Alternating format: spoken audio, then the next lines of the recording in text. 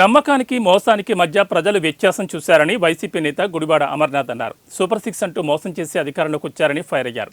నిరుద్యోగ యువతను చంద్రబాబు మోసం చేశారని నిలదీశారు. రైతులకు ఇస్తామన్న పెట్టుబడి సాయం 20,000 ఏమైందని ప్రశ్నించారు. పిల్లలకి ఇవ్వాల్సిన ఫీజు రియంబర్స్మెంట్ బకాయిలు పెట్టారన్నారు. ఉచిత బస్సు ప్రయాణం అన్నారు. ఎప్పుడు అమలు చేస్తారో చెప్పాలన్నారు. గడిచినటువంటి ఈ సంవత్సరం 2024లో జరిగినటువంటి రాజకీయ పరిణామాలు, ప్రజలు తీసుకున్నటువంటి నిర్ణయాలు, ఎన్నికల్లో వచ్చినటువంటి ఫలితాలు, వీటన్నిటి మీద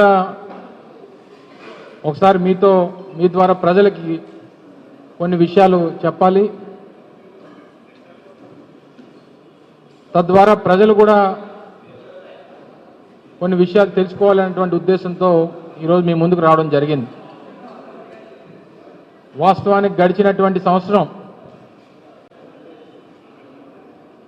మొదటి 5 నెలలు వైఎస్ఆర్ కాంగ్రెస్ పార్టీ ప్రభుత్వం, తరువాత 7 నెలలు ప్రజలు ఇచ్చినటువంటి తీర్పు మేరకు కూటమి ప్రభుత్వం. ఈ సంవత్సరంలో ప్రజలు నమ్మకానికి మోసానికి మధ్య వ్యత్యాసం కూడా చూశారు. ఇచ్చినటువంటి మాట నిలబెట్టుకుంటే ఏ రకంగా ప్రభుత్వాలు నడుస్తాయి,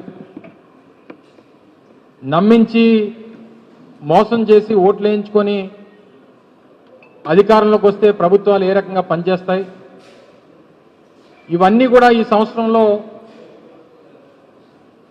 రాష్ట్రంలో ఉన్నటువంటి ప్రజలందరూ కూడా చూశారు. ముఖ్యంగా పేద ప్రజలు మరింతగా ఈ పరిస్థితులన్నింటినీ కూడా చూస్తూ ఉన్నారు.